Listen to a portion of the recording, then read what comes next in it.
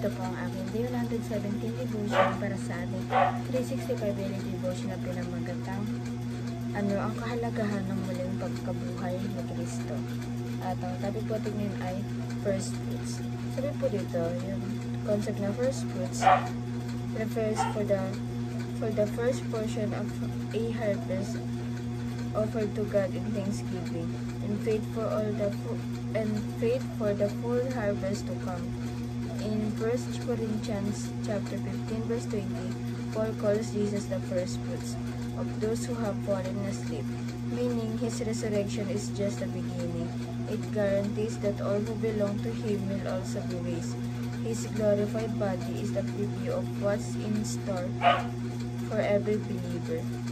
Our future is not decay, but glory.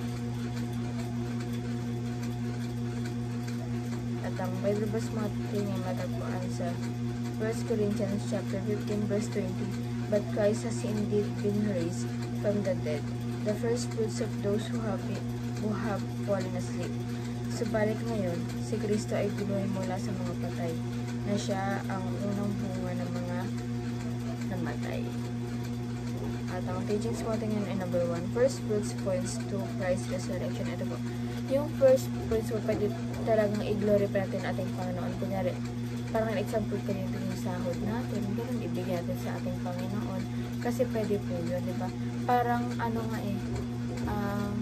hindi talaga masama, hindi masama na una natin ang ating Panginoon, lalo na sa mga ganung bagay.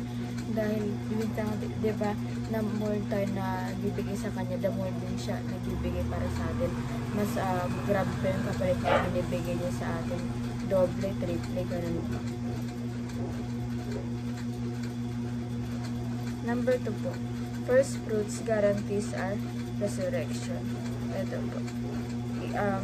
Yung ano po natin sa ating Panginoon, parang inuuna natin siya, parang inaano rin yung resurrection natin, yung mga pagkakasalan natin, di ba? Yung pagpupuri ng ating Panginoon. Kasi malawak kasi ito eh. Pagpupuri ng sa ating Panginoon, di ba? Yung mga pagkakasalanan sa akin, paghihingi ng tawag, paghihingi ng gabay sa pang-araw-araw. Number 3 po, first fruits makes our lives meaningful. Ito po, yung first fruits po na inuuna sa ating Panginoon, nagiging meaningful po yung buhay natin, diba? Parang basta bibigyan nila kung ano ba talaga yung purpose natin sa buhay, hindi lang na parang nandito lang tayo, parang nag-exist lang, hindi po. Bawat tao ay may purpose sa mundo kung bakit tayo ginawa ng ating Panginoon. Kaya dapat minadasal tayo na kung ano mong purpose na ibinigay niya sa atin ay gabayan niya tayo upang magawa natin ito ng tama. Applications naman po, anchor all your hope in Christ's resurrection.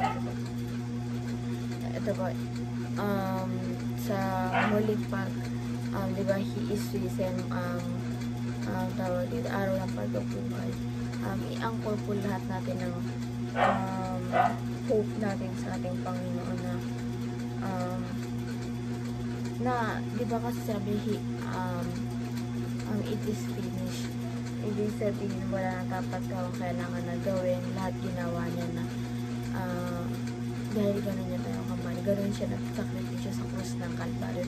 Dapat ikip natin sa ating buhay na may hope tayo sa atin, hindi tayo hopeless, kundi may hope tayo na nandiyan na ating Panginoon na lagi tayong gagabayan at lagi lang tayo manalig sa Kanya at magdiwala.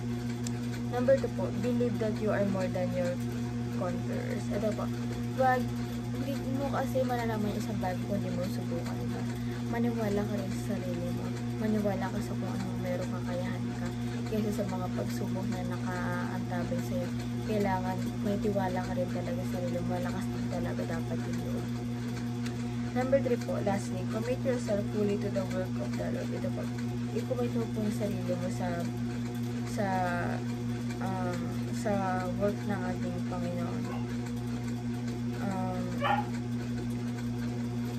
I-commit mo na talagang pag sinabi mong believers ka or followers, dapat committed ka talaga, hindi yung parang tawag dito, hindi yung parang minsan believers, tapos minsan hindi, parang magulo. Dapat talaga fully committed ka sa ating Panginoon. And yun lamang po ang aking devotion ngayong araw. Sana po matutunan kayo at huwag mo kalimutan na i-share sa ating mga mahal sa buhay. And God bless po sa ating lahat.